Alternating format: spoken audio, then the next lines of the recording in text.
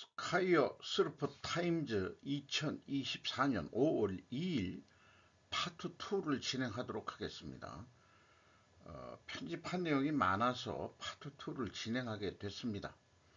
구독, 좋아요 부탁드리고 필요하시면은 1.5 배속을 보시기 바랍니다. 한국, 호주, 미국, 영국과 군사기술 공유를 위한 동맹 가입 고려라는 제목으로 로드 맥기크 AP통신에서 보도를 했습니다. 멜버른 호주에서 취재된 것인데 한국은 소위 오커스 파트너십을 통해 미국, 영국 및 호주와 첨단 군사기술을 공유하는 것을 고려하고 있다고 신원식 국방장관이 말했다고 전하고 있습니다. 신 장관은 수요일 호주 멜버른에서 끝난 이틀간의 한국과 호주의 국방 및 외교장관 회담에서 그 가능성이 논의되었다고 말했다. 미국과 영국은 2021년 중국의 군사적 주둔 증가에 대응하기 위해 오커스 협정에 따라 미국의 핵기술로 구동되는 잠수함 함대를 호주에 제공하기로 합의했다. 오커스는 호주, 영국, 미국의 약자다. 우리는 오커스 회원들이 한국을 오커스 필라2로 투 파트너로 생각하고 있고 한국의 국방과학기술 역량이 오커스 필라2 발전의 평화와 안정 그리고 지역 평화에 기여할 것이라는 것을 환영합니다. 라고 번역을 통해서 발언을 했다는 거예요. 필라라는 게 이제 기둥이라는 뜻이니까 그 오코스의 기둥 2로 제2의 기둥으로 한국을 삼아달라는 표현인 것 같습니다. 우리가 먼저 접근한 건지 또 그쪽에서 좀 들어오라고 얘기하는 건지 이미 이런 것은 오코스의 재팬이 좀 들어오라고도 얘기가 되어 있는 거로 알고 있습니다. 그러니 거기에 우리가 또 빠질 수 있겠어요. 그러니까 우리가 오코스, 그러니까 오코스에 미국이 들어가면 자커스로 불리게 되고 또 그 한국이 들어가면은 우리 입장에서는 K 자커스라고 또 불러야 된다고 그렇게 이미 뉴스 보도가 된 바가 있죠. 기념사진을 이렇게 호주에서 2명, 한국에서 2명인데 이 여성분이 뭐그 국방계통에서 일하시는 분인 모양인데 뭐 키가 제일 큰 것 같습니다. 엄청 크네요. 여자로서는 뭐 이런 것까지 눈에 띄네요. 오히려 신원식 국방장관이 키가 자꾸 왜소해 보입니다. 원래 국방 이런 사람들은 좀 떡대가 좋아야 되는데 이 사람도 작은 편은 아닌데 호주 사람들이 워낙 크니까 또 외교부 장관이 또 키가 크시네. 네. 조태율 외교부 장관이십니다. 이쪽이. 세계를 주도하지 않고 끝나는 중국 인도의 성장 한계와 그 내막. 일본 언론의 제목은 아주 그 좀 약간 어떤 경우에는 과장된 경우도 있는 것 같긴 합니다만은 어쨌든 현대 비즈니스에서 보도를 한 내용인데요. 일본이 인도 경제 규모에 밀리는 것은 인구로 15분의 1이니 어쩔 수 없다 얘기하면서 그보다 더 문제는 자유경제 민주주의의 근대 모델을 바탕으로 세계의 진보를 연출해 온 선진국 전체가 중국, 인도, 브라질 등 새로운 경제 대국들에 밀릴지도 모른다는 것. 선진국들은 중국을 번떠 기업활동 개입을 강화하고 조선금을 남발하고 있지만 이는 민간의 자립심을 약화시킨다. 거지근성을 만들게 될 수도 있다라고 저는 이렇게 해석을 하죠. 중국의 통제 경제에 과도하게 노출돼 자유 경제의 활력을 스스로 훼손하는 것은 현명한 방법이 아니다. 우리나라 뭐 중소기업 중에서는 정부가 뭘 강력히 지원해 줘야지 이런 얘기들 하는데 근본적으로는 자유민주 경제에서는 국가가 뭐 지원해 주는 것을 최소화하는 그런 것들이 기본이죠. 속이 텅 빈 중국 경제라고 해서 쭉 그 현재 진행되는 것을 이렇게 얘기하고 있는데 지금 전기차의 그 덤핑 수출은 또 철강 수출 이런 것들은 정부의 조성금에 지탱된 저가 판매 성과일 뿐이다. 이렇게 얘기를 하고 외국에서 딜러망이나 급전망이 정비되어 있지 않기 때문에 복수로 끝날 것 같이다. 이렇게 얘기를 했네요. 원래 중국이 대시장이라고 이제 떠들면서 2023년이 되어도 그 국내 소비 규모는 미국의 40% 뿐이 안 된다. 14억이라 그래도 미국의 그 인구가 그 3억 얼마라 그래도 저건 국내 소비 규모가 미국의 40% 뿐이 안 된다. 그 시장을 중국의 기업이 차지하기 때문에 과당 경쟁도 좋은 곳에서 튕겨져 나가는 서방 기업이 증가하고 있다. 한국 기업도 많이 튕겨져 나왔죠. 중간 기술로 정도 수준으로 중국에 들어간 한국 기업들은 중국 기업들이 이미 다 그 장악을 했기 때문에 더 이상 그 싼 인건비에 버티지 못하고 또 그 공산국가니까 그 자산 이런 것들 다 내놓고 그냥 버려두고 나와야 되는 입장인데 그런 것들을 중국인들이 또 싸게 또 어떻게 이용해 가지고 자관 중국에 들어갔던 기업들이 중소기업들 뭐 대기업 말고라도 이 통해서 듣는 얘기는 실제 에, 그 중국에 그 투자해가지고 들어갔던 그런 중소기업들이 그 손만 털고 나왔다 하는 얘기도 직접 들은 바가 있습니다. 대부분의 기업은 국영 혹은 정부의 발주, 보조금, 조성금에 의존하고 있다. 문화혁명 시대 농촌으로 보내져 사회주의 경제를 두들겨 맞았던 시진핑 세력들 이렇게 문혁 세대가 지도적 지위에서 떠나고 등사오평의 개혁 개방 시대에 자란 무리들이 자리를 잡게 되더라도 지금과 같이 외자가 대거 몰려온 일은 없었을 것이며 국내 기업들의 행태를 바꾸지도 않았을 것이다. 등소평의 개혁 개방할 때는 어느 정도 민영 기업 주도로 많이 했는데 시진핑이 되면서 국영 쪽으로 많이 돌리고 있는 거로 지금 나타나고 있죠. 요 위에 제목을 제가 넣습니다. 전후 일본의 고도 성장도 한국 전쟁에서의 특수 때문이다. 이런 표현을 저도 여러 번 했는데 일본에서 자기네들이 잘나가지고 경제 발전하고 있지만은 한국 전쟁이란 특수가 없었으면은 일본 경제가 그렇게 살아날 수가 없었다는 거를 여러 번 제가 갈했는데 양식 있는 엘리트가 결국 표현을 했네요. 아직 시작도 안 된 인도의 부상이라는 제목에서 그런 얘기가 나왔어요. 18세기의 경제 성장은 네덜란드 등으로부터 투자, 영국의 국채를 대량으로 구입해 의해 뒷받침되어 있었고, 요 얘기는 그 네덜란드가 그 유럽에서도 유대인들이 많이 유럽 자체에서도 이 반유대 정서들이 있어가지고 돈 있는 유대인들이 네덜란드 암스테르담에 많이 갔는데 거기에는 상대적으로 그 사업을 하기가 자유스러웠다고 그래요. 그러니까 이제 유대인들의 전문은 돈놀이니까 영국의 국채 등을 사가지고 그 산업 혁명에 의해서 발전하는 거에 밑거름이 됐다. 이런 얘기로 이제 저는 이제 역사적으로 이해가 됩니다.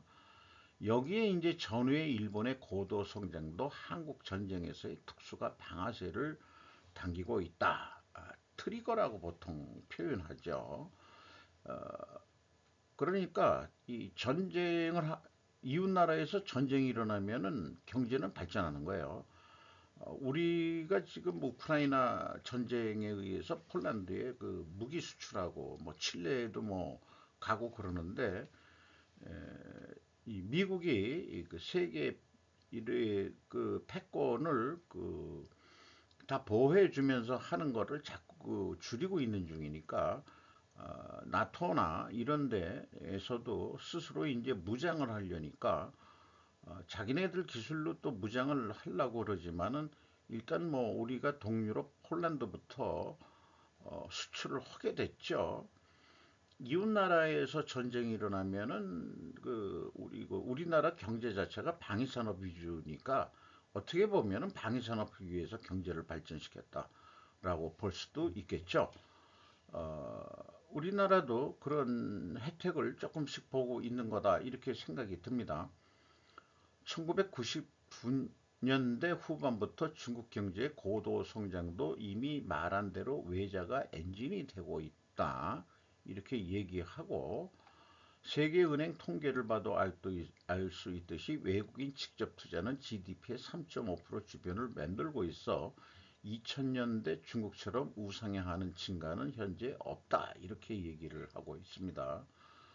철도나 고속도로 건설에서도 이 토지 수용의 어려움은 걸림돌이 되고 있다. 인도 얘기예요. 의회 상원에서 여당이 다수를 누르고 있지 않기 때문에 법령 개정을 할 수도 없다는 겁니다. 인도는 그 주마다 그 민족들이 좀 다양하고 그래가지고 중앙 통치가 잘 안 되는 나라다. 또 인프라 개발이 그렇게 쉽지도 않다. 그래서 인도로 향후 간다 그래도 어떤 그 미국처럼 어떤 그 여러 주에다가 그 공장을 짓고 한다는 것이 뭐 확실하지가 않다. 그러니까 우선 잘 개발된 쪽으로 들어가긴 들어간다. 뭐 이런 생각을 하게 돼요. 인도인은 전 세계의 대기업에서 간부로 활약하고도 있지만은 이제 엘리트 층들이죠. 인도 국내에서는 기업 내에 집안 소동이 있거나 부정회계나 주가 조작에 손을 대는 사람들이 많이 있다는 거예요. 그 저개발국에서 일어나는 어떤 그 기업의 그 부실, 에, 또 분식회계 뭐 이런 것들이 뭐 횡행한다.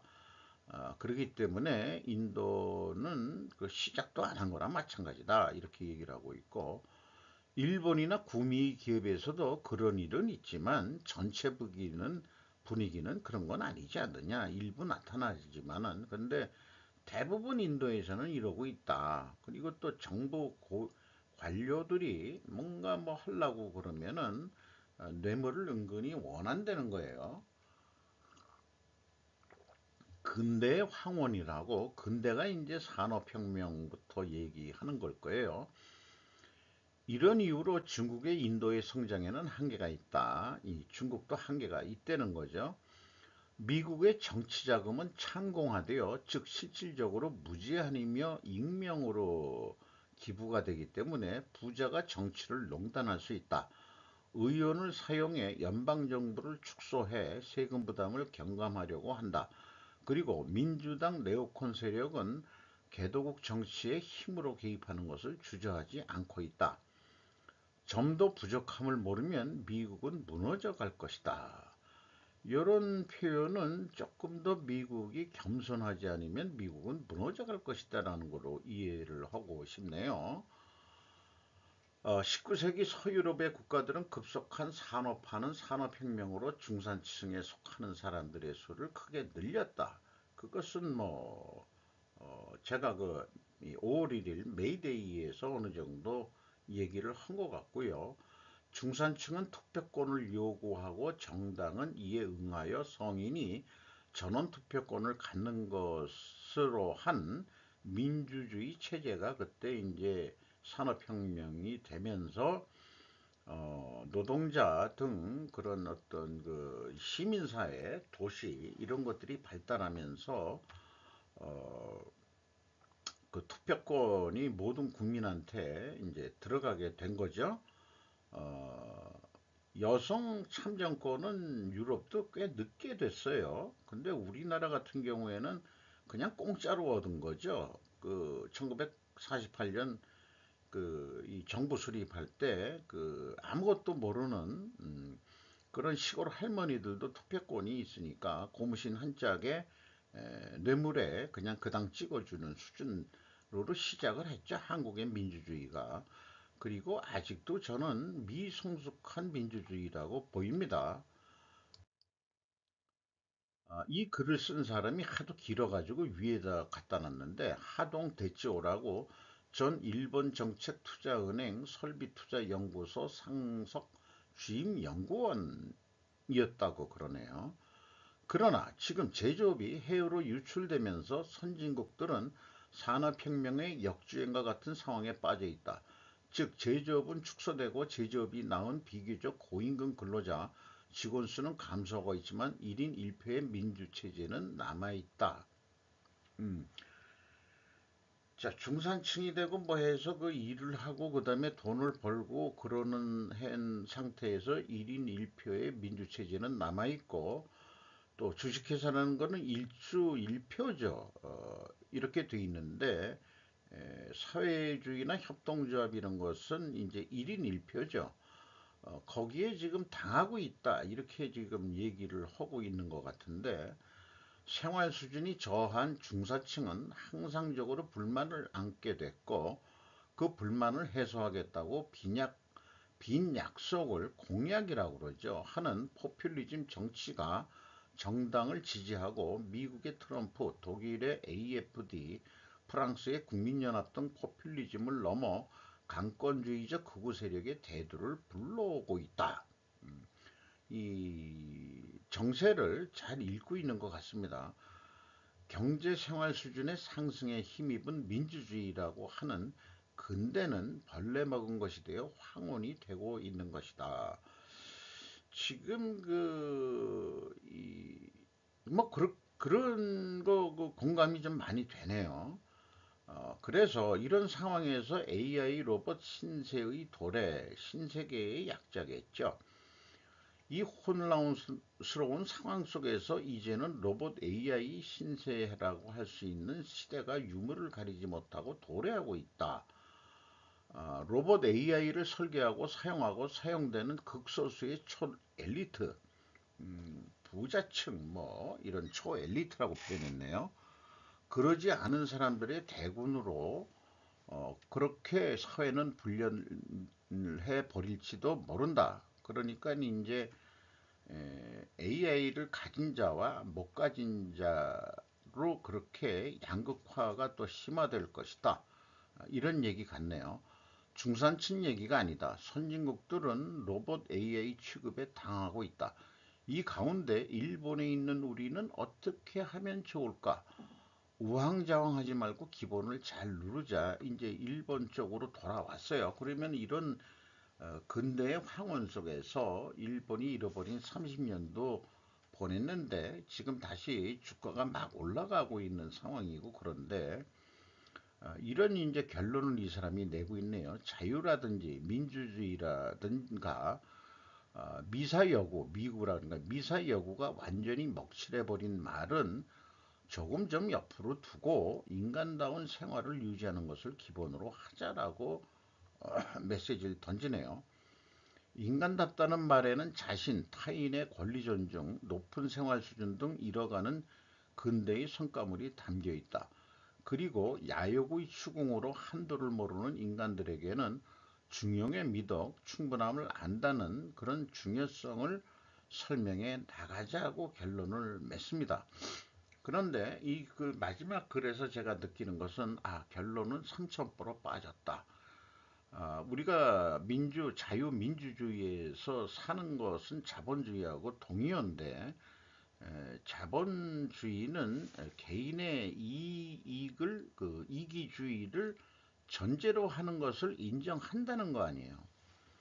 그거로 하면서 서로 간의 이익을 위해서 다투고 경쟁하는 속에서 사회가 발전한다는 게 자본주의 논리고, 아담 스미스부터 그렇게 이 경제학이 발전되어 온 거로 알고 있는데, 인간의 그 이기주의, 이익을 챙기는 거, 이것을 부인한다고 한다면은, 그러면은 이 기고하신 하동 대조라는 사람은 마치 도덕군자처럼 공자왈 맹자왈로 끝내는 것 같아서, 전문가이긴 하지만은 뭐 좀 은퇴를 한 모양이죠. 그러니까 나이가 먹고 지나온 그 산업 역사는 다 알고 이렇게 되는데, 그럼 어떡할 거냐. 저도 그 5월 1일 날 그 메이데이에 그림을 그렸을 때 AI까지 그려냈어요. 이 사람하고 그 뭐 생각하는 것은 그 흐름은 유사한 것 같은데, 어, 나중에 그 결론이 중용을 얘기를 하는 걸 보니까 어, 그렇지는 않을 것 같습니다. 세계라는 것은 역사 이래로 양육 강식이라는 것은 자연의 법칙대로 우리 인간도 동물이거든요.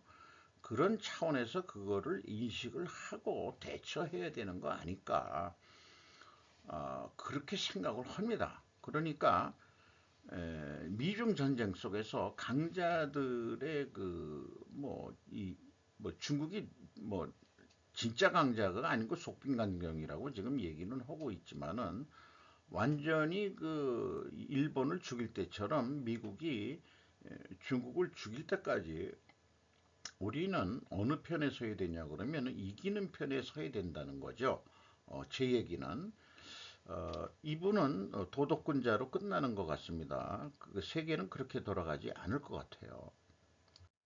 자, 그 중국이 중국산 철강 수출 물량 급증에 단가 30%, 실태 수급 균형 깨져 재고 투매 가능성이라고 표현을 했는데, 재신이 뭔지 모르겠지만은 BGN 테크라는 데에서 그 발표된 것을 동양경제 온라인에서 보도를 했어요.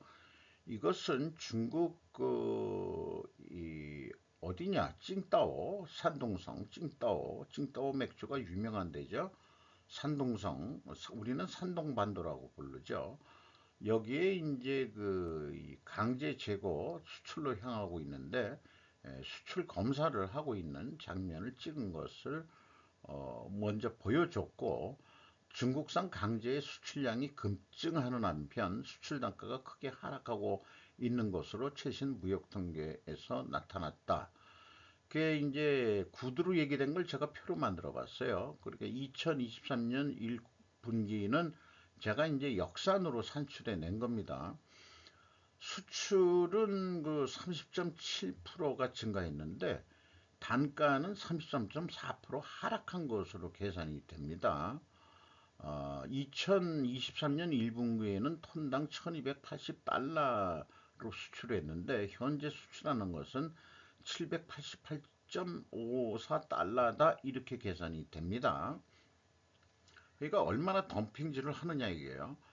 위안화가 그렇게 또 앵화처럼 약세가 된 것도 아니에요. 그런데 철강 업체는 재고가 그렇게 쌓였는데도 감산 안 해요.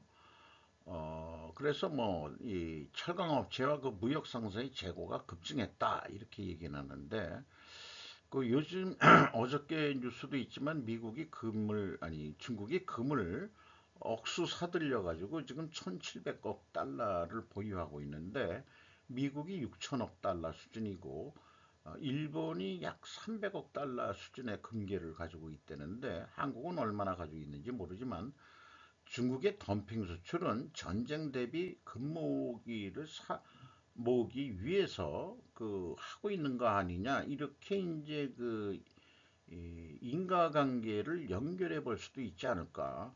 왜 저렇게 그 국가보조금이나 이런 걸 줘가면서도 그렇게 수출로 밀어내고 그러고 있는가 하는 것은, 부동산 경기도 안 좋고 어쨌든 시진핑은 대만을 먹어야 직성이 풀리는데, 그러면 전쟁을 각오를 한다. 내부의 경제가 안 좋으면은 이 국민들의 그 불만을 재우기 위해서 외부로 터뜨리죠. 러시아가 그거를 또 성공을 한 것 같아요. 외부로 터뜨리는 거 가지고. 그래서 시진핑도 그걸 배워가지고 자기도 한번 대만에다가 작업을 해야 되겠는데, 그러면은 이제 금융제재 뭐 이런 게 들어오니까, 그걸 대비해서 금을 사 모으는 거 아니냐라는 뉴스가 나왔죠. 그러니까 달러를 벌어가지고 그거를 다시 금을 사지, 국내 경제 그 내수 경기를 진작하는 데는 지금 중국이 돈을 안 쓰고 있다, 이렇게 이제 이해가 되네요. 엔저 개선되는 한국 수출에 짠물을 끼얹을까 철강화학 부담될 듯, 이렇게 중앙일보 일본판에서 보도를 했습니다. 엔달러 환율이 34년 만에 160엔까지 떨어지는 초엔화 가치는 한국의 산업과 무역에도 부담이다. 세계 시장에서 일본 기업과 경쟁하는 한국 기업의 수출 경쟁력이 낮아질 수 있기 때문이다. 수출 경합도라는 용어를 처음 들어봤어요. 일본과는 69.2%고, 프로가 아닌지 지수가 뭔지 단위는 모르겠어요. 미국은 68.5, 독일은 60.3, 중국은 56등과 비교하면 주요국에서 가장 높다.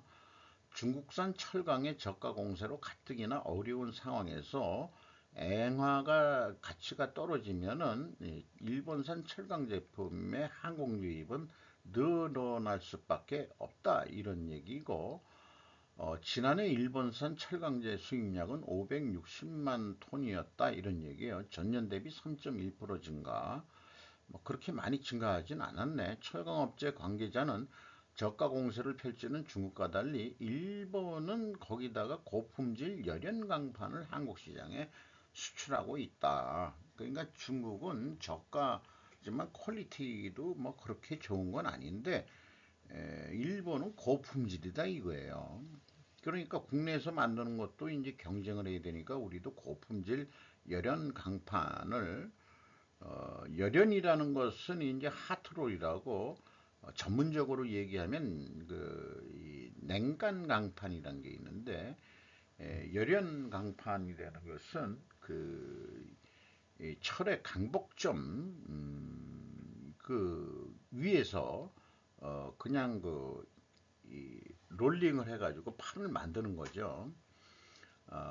그것은 좀 뭐 자동차 이런 데서는 안 쓰고 냉간 아변 강판을 쓰게 되죠. 그것이 이제 좀 질이 좋은 거죠. 질기고 뭐 철강에 대해서 제가 지금 배운 바가 있어가지고, 포스코 홀딩스 철강 부분의 영업이익이 작년 4에서 6월 1조 원에서 올해 1월 3월간에 3천억 대까지 하락하는 등 국내 주요 철강 업체들의 수익성도 악화되고 있다. 근데 제 지금 기억으로는 1분기 거는 좀 작년보다 포스코 전체 연결은 올라갔어요. 포스코 자체 거는 아직 모르겠습니다.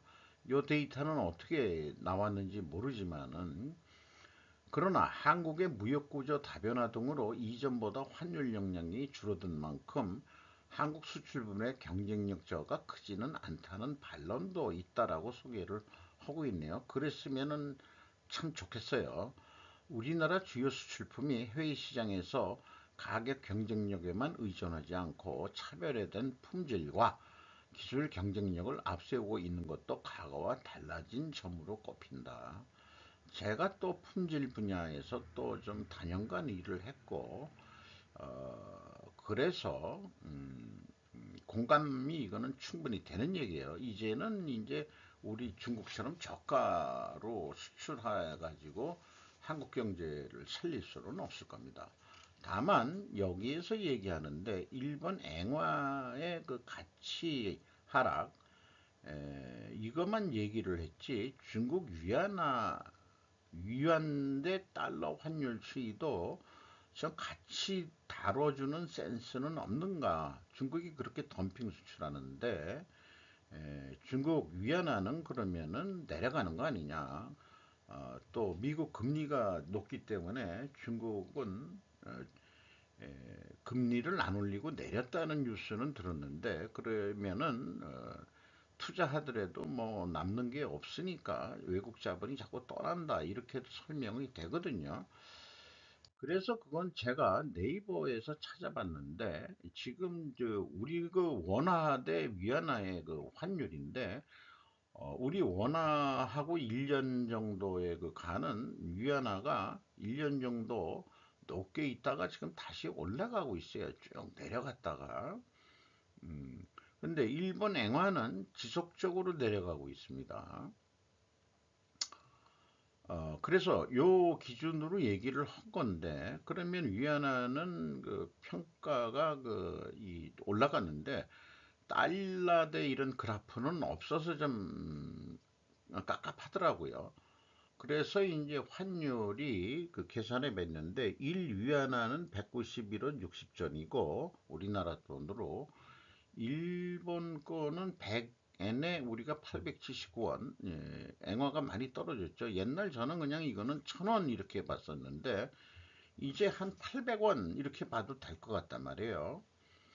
그러니까 한 20원 정도 떨어졌으니까 일본 가기가 좋죠. 그 여행 가기도 좋고 그런 것만 이제 그 개인적으로는 생각이 나고 미국 달러 대 중국 위안화는 7.25 위안이네요. 1달러는 이제 일본 엔화처럼 지금 166, 160엔 그거로 지금 저기 떨어졌죠. 그래서 그 중앙일보가 기왕이면은 그 이 위안화하고의 관계도 한번 그 우리나라 언론들은 중국 거는 왜 잘 다루지 않나 몰라. 일본은 계속해서 중국을 다루거든요. 죄송합니다. 제가 이제 그 엉덩이에 뭐가 나가지고 그런 것까지 얘기하네. 자꾸 들썩들썩하게 되는데. 미국 전역에서 캠퍼스 시위가 격화되면서 UCLA 콜롬비아에서 충돌 체포. 야후뉴스 스태프에서 정리를 한 뉴스가 되겠습니다. 미국 전역의 학교에 긴장이 고조되자 폭동 진압 장비를 착용한 경찰이 콜롬비아 대학이에요. 한 건물을 청소하고 수십 명을 체포했다. 콜롬비아 대학의 친팔레스타인 캠프를 해산하기 위해 경찰이 출동한 지 거의 2주 이후 대학들이 이스라엘에 대한 재정 지원을 중단해야 한다는 운동이 미국 전역의 수십 개 캠퍼스로 확산. 긴장이 고조되는 신호로 경찰은 밤새 콜롬비아 맨해튼 캠퍼스의 해밀턴 홀을 점거한 시위대를 강제로 퇴거시켜 많은 이들을 구금했다. 1968년 베트남 시위대와 같은 건물이 지휘를 받았다. 한편 UCLA에서는 수요일 새벽 결투 중인 시위대 간의 긴장이 격렬한 충돌로 터져나왔다. 압력에도 불구하고 시위는 여전히 활발하며 나날이 증가한 것으로 보인다. 2024년 4월 30일 뉴욕시에서 뉴욕 경찰이 그 콜롬비아 대학인 것 같습니다. CCNY의 시위 캠프를 단속하는 팔레스타인 지지자들이 뉴욕 시립대학에서 이제 뭐 울타리를 오르고 있다 이렇게 되는데 여기에 나온 사람들을 보면은 아랍인들 같이 생겼어요. 요 사람만 이제 미국인 같이 생기고 마이크 든 사람은 그러니까 이제 그 아랍계 그 미국인들이겠죠. 아니면은 뭐 미국 시민권이 없는 사람이라도 이거 뒤에 지금 무슨 조정자가 있다는 얘기입니다. 어저께 그 5일 그 파트 1에서 보도를 이미 한 거지만은 이 시위에서 상당히 두드러진 사람들 중 일부는 소로스 열린사회재단과 록펠러 브라더스 기금으로부터 수십만 달러를 받은 동료들이다. 그러면은 소로스가 그 어저께도 그 아니 그 파트 1에서도 있지만 유대계로 알고 있거든요. 소로스도 아닌가? 유럽 그 폴란드가 아니고 우크라이나나 근처 출신이라고 그러는데 그래서 이거는 의도적으로 미국 내에서 반팔 아니 그 그 친팔레스타인 시위라는 것은 다르게 얘기하면 반이스라엘 시위거든요. 그래서 그 말의 표현이 재미있는 거예요. 친이스라엘 아니 친팔레스타인 시위, 이것은 이제 반이스라엘 시위나 동의어인데, 이렇게 되면은 역효과로 실질적으로 친이스라엘 파들한테, 특히 미국 내에 있는 유대인들의 그 감정을 더 격화시켜서 미국 정치한 사람들한테 이스라엘을 더 도와주라는 역효과가 날 거라고 저는 생각을 합니다. 그거를 그 의도해 가지고 돈을 대는 거 아니냐, 소로스 재단에서. 이런 생각도 하게 된단 말이죠. 그러니까 모든 시위나 뭐 이런 데모나 이런 거에는 뭔가, 이제 우리나라도 그렇지만은 미국도 이 정도면은, 우리나라 뭐 데모 일어나고 뭐 시위하고 의사 애들 요즘 하는 거 이렇게 보면은 뒤에 뭐가 있는 것 같아. 그리고 의사 그만둔다 뭐 하더라도 먹고 살만 하니까 또 그러고 있는 거 아니냐. 뭐 다른 시기도 있겠지만은 그뭐 이거하고 별도로진 얘기지만, 이태원 특별법 같은 게 왜 필요한지 모르겠어요. 무조건 사람 많이 죽으면 특별법에서 돈으로 다 보상하면 끝내는 거냐. 재발 방지 대책을 해야지. 약간 동떨어진 얘기였지만은, 가자지구 앞바다에 떠 있는 미국 건물의 모습, 국방부는 3억 2천만 달러가 들 것이라고 말합니다.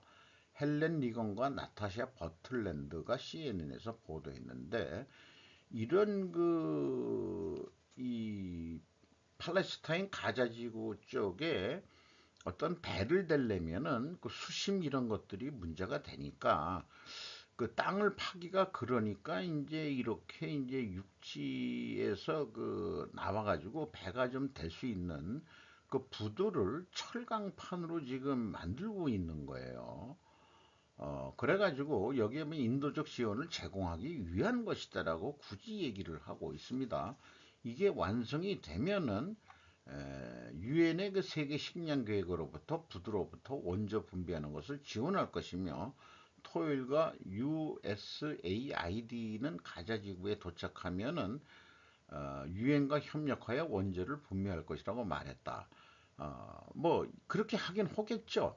하는데, 제 얘기는 이게 지금 이게 지금 컨테이너인지 아니면 이걸 넓혀 나가는 건지, 이런 게 이제 공간이 있으니까 철로 만들어도 물에 뜨는 거죠. 바닷물이 이제 들락날락, 이런 것까지 금방 어떻게 만들었나 몰라. 이런 거는 이제 그 전쟁이나 뭐 이런 걸 하면서 원래 설계가 돼 있던 건지, 여기 H라는 것은 이제 헬기가 내려앉는 장소란 말이죠. 이런 것까지 언제 또 생각을 해서 했는지, 뭔가 그 장기적인 미리 알고 있었다는 듯이 이렇게 그 만들고 있는 거죠. 그게 뭐 전쟁이 작년 10월 7일이니까 얼마 일어나지 않은 건데, 이렇게까지 만들고 있어요. 언젠가는 가자지구 먼 앞바다, 가까운 앞바다일 수도 있지만은 유전 개발을 다루는 뉴스가 나올지도 모르겠다. 그, 그 이스라엘도 그 석유부가 이스라엘 앞바다에서 그 천연가스인가 그거 유전 개발이 되면서 이스라엘도 지금 돈을 잘 벌고 있다고 그래요. 근데 그게 이스라엘 석유냐 하면은 다 미국 자본이 들어가 있는 거거든요. 그러면은 그 이스라엘 앞바다에서 천연가스가 발견됐으면은 가자 지구도 그 지중 해안하고 연결이 돼 있는데, 거기는 이제 항구 이런 것들이 개발이 잘 안 돼 있죠. 어, 거기에 석유가 난다고 그 이렇게 벌써 지도에 나와 있는 게 있습니다. 분명히 이 지금 이스라엘 하마스 전쟁은 나중에 그 근본 원인이 석유에 있다. 그걸 차지하기 위한 싸움일 수 있다 하는 게 제 분석 견해입니다. 북한 전문가 패널 활동 준당 러시아와 공조 증거 마지막 보고.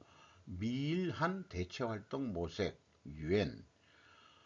유엔에서 그 러시아의 반대로 그 대북 제재 활동하는 그 전문가 패널이 이 활동을 중지할 수밖에 없게 됐다 그런 얘기고, 이거에 대해서 그 보안뉴스에서도 소개가 됐습니다만은 한국 한미일이 이 대체 활동을 지금 모색 중이다 그러는데 아직 구체적인 것은 나와 있는 게 없다. 북한의 그 이 군사 행동, 핵 그 이런 거에 대해서 또 북러 접근 뭐 이런 거에 대해서 유엔 제재 사항을 위반하는 게 벌써 일어났고, 그 어떻게 그게 있다 그래도 지금 뭐 제재를 한다고 그러지만은 뭐가 제재가 되는지 잘 모르겠어요. 제 생각에는 유엔의 존재 가치는 날이 갈수록 약해지고 있다 이런 생각이 있습니다. 이제 유엔이 2차 대전 후에 1차 대전 때 국제연맹이 2차 대전에는 국제연합으로 그렇게 그 미국이 돈을 들여서 만들었지만은 트럼프 자체도 유엔을 지금 뭐 여러 나라들이 다 들어오면서 중국 애들이 돈을 또 너무 풀어가지고 정원 유엔이 그렇게 지금 우리는 그 이 한국 전쟁 때 유엔 연합군에 최초로 동원된 최초의 전쟁이었죠. 우리는 크게 신세를 졌었는데 지금 유엔의 역할은 그렇게 뭐 힘이 없는 것 같습니다. 요것도 어저께 보도한 거하고 연결이 되는데 디지털 회계 감사 시대 IT 모르면 일 안 돼 이렇게 돼가지고 회계 감사에서도 이제 IT 이런 것들이 이제 필요해가지고 한국공인회계사도 지난해 1월에 재무 빅데이터 분석사라는 자격 시험을 도입했다는 거예요. 그래서 이런 이 빅데이터 분석사라는 사람들이 해내는 것이 기업 내부 외부 데이터를 활용해 부정적발 분식회계 탐지 등 실무적으로 적용할 수 있는 데이터 분석 능력에 대한 검증이 이루어진다. 이렇게 얘기했는데 글쎄요. 뭐 저는 회계사 자격도 없는 사람이고 또 뭐 그런 쪽에 일한 거는 없지만 그래도 회계는 기본 소양으로 좀 알고 있고 또 기업에서 말년에 또 말년이 아니죠. 말년 감사실에서도 일을 해봤기 때문에 회계를 좀 배웠습니다. 최근 회계업계에선 사실상 모든 감사가 전산으로 이루어지고 있어서 한 대형 회계법인 관계자는 기업도 요새는 재무제표를 전사적 자원관리 ERP를 통해서 만들어지고 있지 않느냐. 데이터를 기반으로 재무정보를 허위보고 매출 계정을 통한 횡령 등 핵심 리스크를 많이 찾아내고 있다면서 어, 회사 내부적으로도 글로벌 IT 시스템에 많이 투자하는데 예전 같으면 사람의 손으로 하던 일을 로봇 프로세스 자동화 아, RPA라고 되어 있네요. 로봇 프로세스 오토매틱 뭐 이런 식의 약자일 것 같습니다. 도입으로 자동화됐다고 말했다 이렇게 소개했는데 영화 어카운턴트라고 유명 그 배우가 아주 그 천재적인 편집증 환자고 결백증 환자인데 이 전산 이런 게 아니고 수기로 된 정보들을 다 가져오라고 그래서 그 부정을 찾아내는 게 있어요. 근데 그 동료로 참석한 여자 주인공의 한 얘기가 회계사는 숨겨진 걸 찾아내는 것.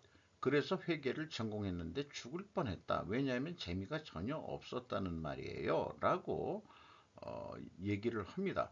그럴지 모르죠. 딱딱하죠. 숫자 맞힌다는데.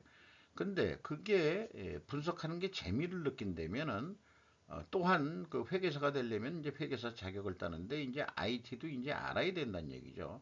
하지만 나는 회계는 저 얘기입니다. 이거는 소양 과목 수준으로 단순해야 한다고 믿는다. 쉬워야 한다. 그래야 자영업자로서 스스로 정리할 수준은 돼야 하지 않을까라는 생각을 저는 가지고 있습니다. 뭐 대기업은 뭐 또 고난도가 뭐 필요한지 모르지만은 그렇게까지 이 IT에 돈을 투자해서 ERP까지 할 만한 것은 이제 대기업이나 할 수 있는 거지 중소기업이나 이런 데서는 뭐 이 싼 거를 쓸 수밖에 없는 거죠. 자, 그건 그렇고 숨겨질 보물을 찾는 것과 같은 그 회계 분석을 하는데 흥미를 가지고 있다면 당신은 경찰 수사관이나 검사를 해도 좋을 것이다. 이렇게 제가 좀 표현해 보고 싶어요. 중국 광둥성 기록적 폭우 8만 2천여 명 대피. 요거 사진만 좀 보안뉴스에서 나온 건데 광둥성이 요거 하이난성 위에 푸첸성 그 밑에 있는 거 홍콩과 거의 붙어 있는 쪽이네요. 어, 지금 뭐 벌써 여름도 아닌데 벌써 폭우가 내려나고 잠깐 지구 기후 변화는 그 계속 일어나고 있는 것 같습니다. 자, 클렌고긴 모스크바 전시에서 우크라이나로부터 포획한 서양 장비 퍼레이드를 했다. 그러니까 아까 그 중국 시진핑도 대만 뭐 이런 거 침공 계획을 해서 금을 모으고 있는지 모르지만 요런 거 그 노획한 장비를 그 러시아 국민들한테 보여주면은 그 물론 다섯 번째 대통령이 됐지만은 또 국민의 러시아 국민들의 지지가 올라갈 거 아주 잘했다 이렇게 이제 뭐 푸틴은 속으로 되게 기뻐하는 거 여기에 이제 벌써 뺏긴 게 미국산 에만 에브럼스 전투 전차도 그 전쟁을 할 능력이 없으니까 브래들리 장갑 전투차, 독일산 레오파드 2 전차와 마르더 장갑 보병차, 프랑스산 AMX C-10RC 장갑차 등 30여 점의 서방산 중앙 장비가 전시된다. 전쟁을 통해서 노획한 건지 아닌지 노획했겠죠. 여기 뭐 바퀴들이 이제 뭐 이렇게 그 무너져 있고 뭐 이런 것들이 눈에 띕니다. 이런데 이제 그 여성들하고 또 아기까지 들쳐 업고서 어깨에 메고서 이렇게 되면은 이제 그 러시아에 대한 애국심, 푸틴에 대한 지지 이런 것들이 늘어나겠죠. 시진핑어가 또 이런 것도 배워가지고 5월 달에 푸틴이 중국을 방문한다는데 어, 좀 정치에서 인기를 얻으려면 이런 거 해야 돼요. 이렇게 이제 얘기를 하겠죠. 내부의 불만을 밖으로 표출하는 것은 우리처럼 우크라이나를 이렇게 한번 해보는 겁니다. 이렇게도 꼬실지 몰라요. 그렇게 되는데 대만은 바다가 있어가지고 상륙 작전을 해야 되는데 육전이 될 확률은 거의 없어요. 보면은 일단 상륙을 해야 되기 때문에 공중전하고 미사일하고 뭐 이런 것들이 우선 돼야 되지 않을까. 만약에 진짜 점령을 한다면 이제 상륙 작전 등이 일어나겠죠. 윤 만난 이재명 이들부터 찾아갔다. 유튜브 막말로 큰 혁신 회의. 여기에 더민주 전국 혁신 회의라고 만든 그 파들이 생겼는데 이게 이재명 파인데 당원 중심 정당 혁신 그 다음에 이제 국민주권 뭐 이따 얘기는 뭐 다 하는 거지만은 우리가 주권이 지금 없어요. 그걸 정치 개혁을 해요. 이재명과 함께 정권 교체 이렇게 되는데 이재명 중심 정당 혁신이 아닌 개혁이겠지라고 저는 당원 중심이 아니다 이 말이야. 내 생각에는 이재명 중심의 이 당으로 변한 거다. 이렇게 얘기하고 거기에 이제 그 충성견들이 이렇게 이제 그 논란의 발언들을 했다는 것도 소개를 하고 있습니다. 또 파워 오브 코즈 앤드 이펙트 여기 어저께 갑자기 이 TOC 그 무슨 컨설팅 하는 쪽에서 페이스북에서 안내문 그러니까 그 메시지를 보냈는데 그거 이미 타계하신 분이지만 그 골드랩 박사의 원인과 결과에 대한 간접 교육을 국내에서 제가 좀 받았었어요. 그리고 그것을 기업에만 써먹는 게 아니고 스루프 타임즈를 저도 통해서 이 사회가 돌아가는 경제 문제라든가 그 다음에 사회 문제에도 이걸 적용할 수 있어야 되지 않겠냐. 그래서 이제 뭐 그 독자적으로 조금씩 시험하고 연습하고 있는 게 지금 이렇게 또 스루프 타임즈도 돼서 제가 그림을 그리고 논리를 그리고 인과관계를 자꾸 따지고 그렇게 되는 건데 이게 과학적 사고방식이기 때문이다. 여기 그 TOC 컨설팅 그룹에서 소개한 요 말은 골드렛 박사는 2008년 금융위기로 타격을 입은 기업의 상황과 분석 결과 나타난 해결 방향을 분석하는 데 적용할 때 원인과 결과의 힘을 제시한다. 요렇게 이제 얘기를 하고 있어요. 요런 거가 제가 그 직접적으로 뭐 이런 데 가서 강의를 듣고 영어를 알아들을 수도 없기 때문에 번역이나 또 소개하시는 그 선구자들을 통해서 좀 국내에서 간접적으로 좀 배웠는데 또 뭐 이 번역이 돼준 데는 그런 네이버 같은 그런 그 브라우저가 있기 때문에 에, 그 빠른 시간 내에 습득할 수 있는 그런 문명의 이기를 보면서 배워 왔습니다. 그래서 이제 그 스루퍼 타임즈의 이거 과학적 사고 방식의 이 인과관계 그런데 이제 원인 결과지만은 이런 또 확대해서 결과 원인 결과 요거로 또 발전이 돼 있고 이런 표현을 소개를 하고 있는 거고요. 제약 이론이라고 했기 때문에 이론의 종말은 없다라고 이론은 좋지 현실은 아니야 그렇게 얘기하는 사람들이 있는데 그건 아니다. 이론이 필요한 거다. 과학적 사고 방식을 위해서는 거기에 그 이 한병철 그 독일에서 활동하는 철학자가 이론의 종말은 없다라고도 그렇게 이제 또이 도움이 되는 위안이 되는 그런 또 발언을 에로스의 종말이라는 데서 이렇게 또 소유를 하고 있어요. 우리의 그 문제는 아까 그 이 감사하는 때도 IT 데이터 이런 거로 얘기하는데 데이터를 동력으로 하는 사유란 존재하지 않는다. 이분의 말을 아주 전적으로 이 젊으신 우리 철학자인데 국내에서도 강의를 좀 한 적이 있어요. 나이 갈수록 아주 좁은 얇은 책자로 하는데 자기는 나이 갈수록 사고하면 사고할수록 글을 쓴다는 게 시같이 압축이 된다 이렇게 얘기해서 그 책을 두껍게 쓸 필요를 못 느낀다고 그래요. 그래서 인과관계가 필요한데 상관관계로 대체되어 버리는 게 이제 현실이다. 그러나 데이터가 작동시킬 수 있는 것은 그저 계산일 뿐이다. 아주 시원한 말을 해주고 있습니다. AI는 원인과 결과 논리에서 상관관계로 인간의 사고 능력을 퇴보시킬 것이다. 요건 제가 그 표현을 해봤는데요. 회계는 경영의 공통 언어다. 결정적 경쟁력은 재무제표상 대상이 될 수 없으며 나타낼 수도 없다. 재무제표는 정당한 평가지표를 찾을 수 있을 만큼 투명 수준이 높아야. 여기에 이제 제가 시진핑 엉아의 말을 인용을 했어요. 시가 언급한 표준 스탠다드가 문제가 되는 것은 중국 공산주의를 세계 표준으로 하고 싶은 야망 때문이다. 이렇게 얘기했어요.